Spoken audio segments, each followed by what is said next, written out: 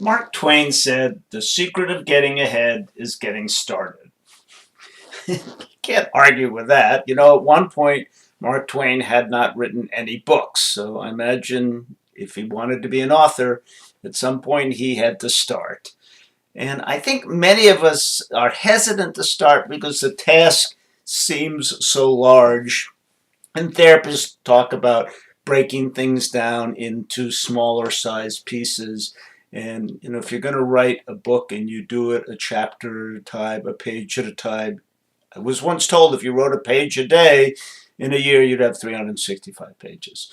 So part of, I think, the issue for people has to deal with procrastination, because many people are perfectionists or they have high ideals, and they procrastinate because they realize at some level they're not perfect, they're not going to realize their greatest dreams, and so they're hesitant to start because it's just going to confirm their lack of imperfection.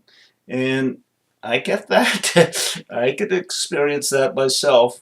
And yet, if procrastinated made the task easier, it would make good sense. But it doesn't help to procrastinate. Maybe it does for a little while you collect your thoughts. Sometimes people frame it that way.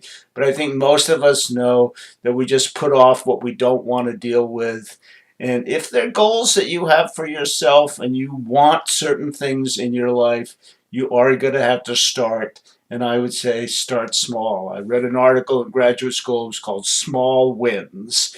And I think small wins is what you want to aim for. And when you do take a small step, you want to acknowledge it and feel good about yourself and give yourself credit for the steps that you take.